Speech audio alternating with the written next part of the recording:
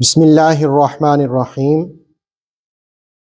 ذوالحجہ کا پہلا عشرہ بہت سی فضیلتیں اور برکتیں رکھتا ہے۔ اللہ رب العالمین نے سورہ فجر میں اس عشرے کی پہلی 10 راتوں کی قسم کھائی ہے۔ ارشاد باری ہے والفجر، قسم فجر کی، ولیال عشر، اور قسم 10 راتوں کی۔ یہاں فجر سے 10 ذوالحجہ کی فجر مراد ہے، جس کو ہم عید الاضحیٰ کا دن کہتے ہیں۔ اور پھر کہا ولیال عشر، 10 راتوں کی قسم۔ ان 10 راتوں سے ایک تعبیر یہ بھی ہے، ایک تفسیر یہ بھی ہے کہ یہ ذوالحجہ کی 10 راتیں ہیں۔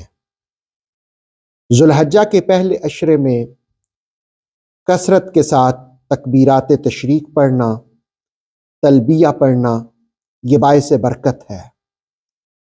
بلکہ 9 ذوالحجہ، جسے یوم عرفہ بھی کہا جاتا ہے، اس دن روزہ رکھنا۔ مسلم شریف کی ایک حدیث ہے، سنن نبی داؤد، ترمذی اور ابن ماجہ نے بھی اس کو بیان کیا۔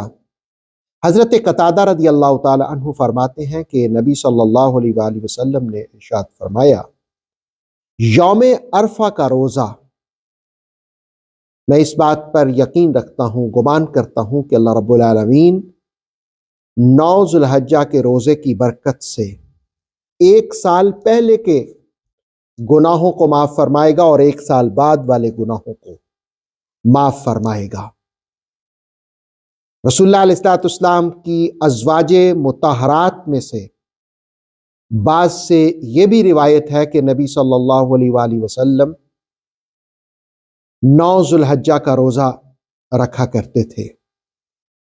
تو 9 ذوالحجہ کا روزہ رکھنا یہ باعث برکت بھی ہے، باعث رحمت بھی ہے، اور رسول کریم صلی اللہ علیہ وآلہ وسلم کی سنت ہے۔ آپ جانتے ہیں کہ عشرہ ذوالحج ہی میں اسلام کے جو 5 بنیادی ارکان ہیں، اس میں سے حج، اس کی ادائیگی بھی کی جاتی ہے۔ اور حاجی بھی جس وقت احرام باندھ لیتے ہیں تو تلبیہ پڑھتے ہیں، تکبیرات تشریق پڑھتے ہیں، تسبیحات کرتے ہیں۔ گویا ان دنوں میں کثرت کے ساتھ تلبیہ پڑھنا، تکبیرات تشریق پڑھنا، تسبیحات پڑھنا، یہ باعث برکت اور باعث رحمت ہے۔ اللہ رب العالمین ہمیں عمل کی توفیق عطا فرمائے۔ آتھینٹک اسلامک نالج کے لیے نور وحی یوٹیوب چینل کو سبسکرائب کیجیے، بیل آئیکن کو پریس کرنا مت بھولیے۔ نور وحی فیس بک، انسٹاگرام اور ٹک ٹاک پیج کو بھی فالو کیجیے تاکہ ہماری ہر نیو ویڈیو آپ تک بر وقت پہنچ سکے۔